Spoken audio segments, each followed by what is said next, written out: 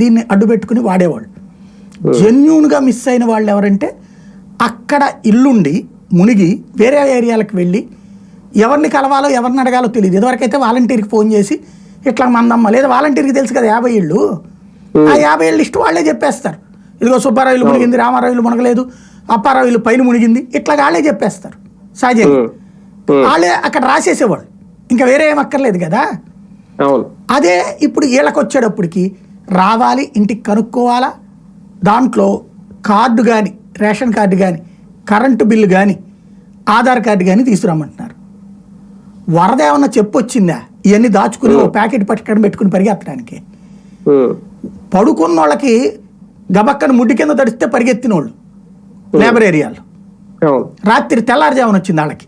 ఏది వైఎస్ఆర్ కాలనీ, రాజరాజేశ్వరిపేట ఇట్లాంటిది. అదే సందర్భంలో ఇటు పక్కన ఉన్నటువంటి సింగనగరు, ఇటు పక్కన వచ్చేటప్పుడు కూడా కాలనీ, దాని పేరేంటి కుందావరి కండ్రిక, ఈ ఏరియాలన్నిట్లో పొద్దున వచ్చింది 7:30 తర్వాత. వీళ్ళకి తెలియదు, వాళ్ళకి తెలియదు కదా.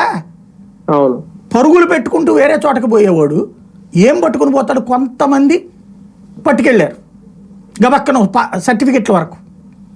100కి 90 మంది కట్టుబట్టలతో పరుగులు పెట్టారు. ఏదో అయితే గీతే చేతికి అందిన డబ్బులు తీసుకుని అట్లాగా, అంతేగాని సాధ్యం కాల. మరి ఇప్పుడు